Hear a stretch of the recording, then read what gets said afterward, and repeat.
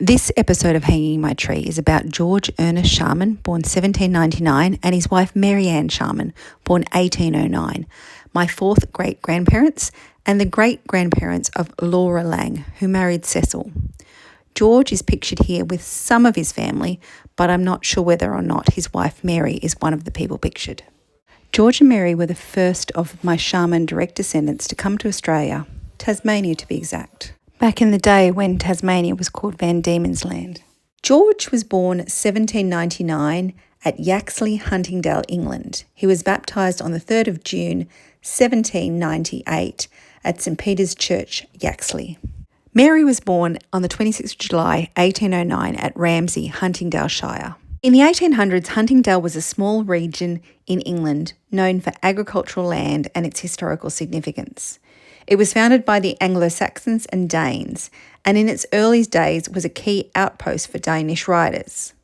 Oliver Cromwell was born in Huntingdon. Mary Ann Ellington married George Ernest Sharman on 2 November 1829 at St Thomas a Becket of Canterbury. George and Mary immigrated from the village of Home, Huntingdonshire, England. They departed from Liverpool on 7 January 1853. The journey lasted for over 3 months and they arrived in Van Diemen's Land, Tasmania on the 27th of April 1853 on the ship Panama.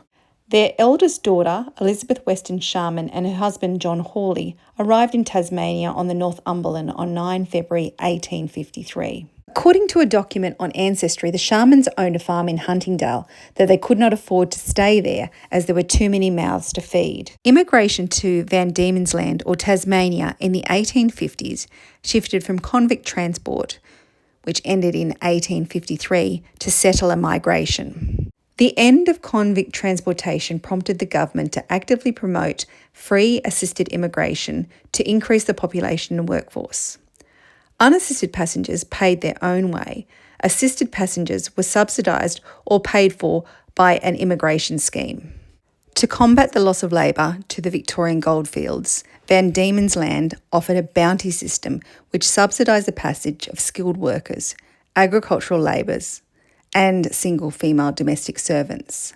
A significant focus was placed on recruiting single women for domestic services to support the colony. George and Mary were assisted immigrants in the service of James Turnbull, a farmer in New Norfolk. New Norfolk is a town on the Derwent River, 38 kilometres west of Hobart. It is the main town in the Derwent Valley. They travelled on the Panama. On the boat were 108 married couples, 24 unmarried males, 71 female adult single, 36 boys, 49 girls under the age of 14 years of age, and 5 infants died on the passage. George and Mary travelled with 9 of their children: Edward, George, Mary Ann, Edith, Charles, Henry, Frederick, Louisa, Isaiah. Their 8-year-old son Henry died and was buried at sea. The Hobart Town Advertiser recorded their arrival on 9 May 1853. Interestingly, on the Register of Immigrant Arrival Demographic Details, the following details were recorded about the family. George, 54 years, married, Church of England, from Huntingdale, farm labourer. Mary, 43, married, dairy and farm. Edward, 12, general farm servant. Henry, 8, died at sea. Frederick, 5, general farm servant. Louisa, 3, Isaiah, 1.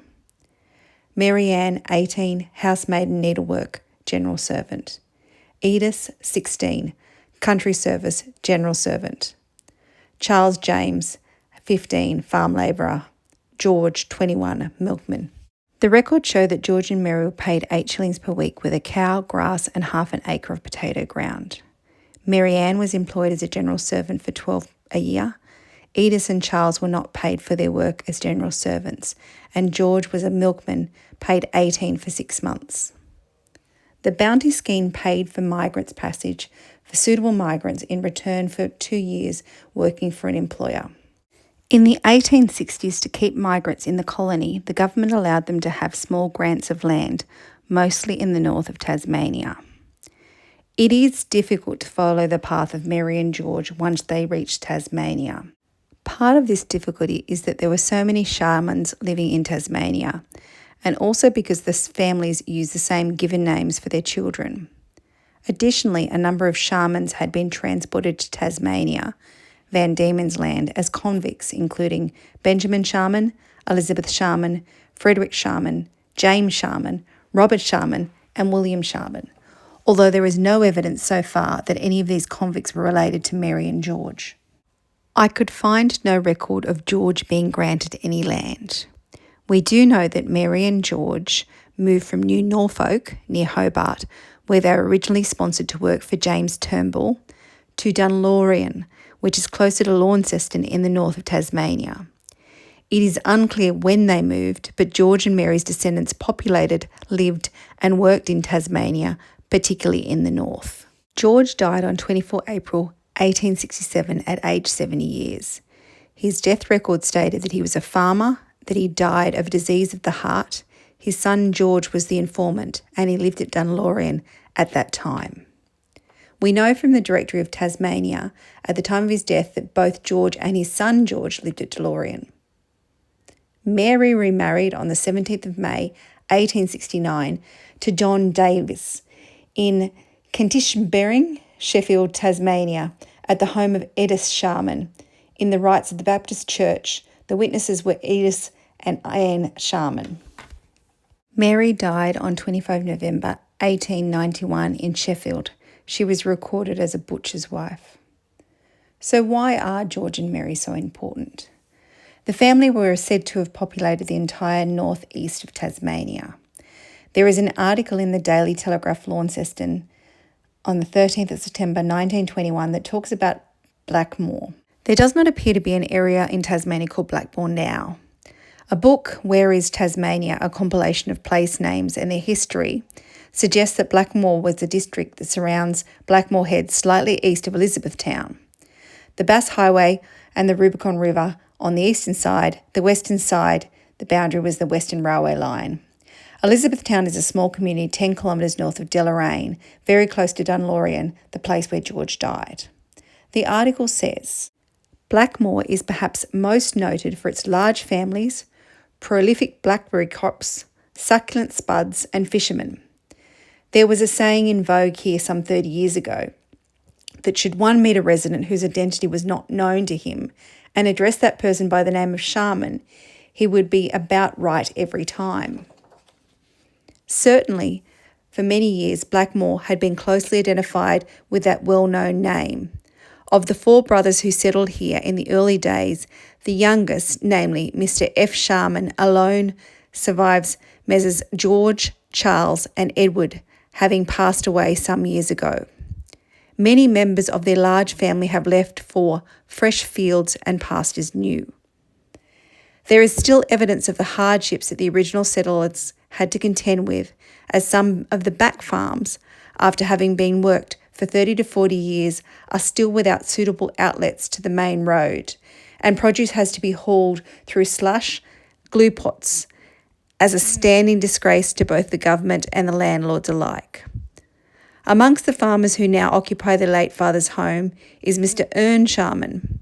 Along the Blackmore-Kilbury Road is the farm of Mr. Percy Sharman, whose up-to-date residence easily takes the proverbial cake. For many years, Blackmore was a stronghold of the Wesleyan Methodism.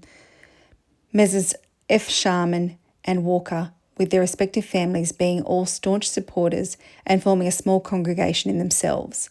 But death and removals from the district have sadly depleted the ranks of the denomination. Mary and George are also important because they give us a tether point to more distant relatives. Thank you for watching this video. This video was created for family history purposes and relies solely on documents obtained from the internet and documents obtained from Ancestry. It contains direct quotes and relies heavily on documents that have been created by people who have done research before me.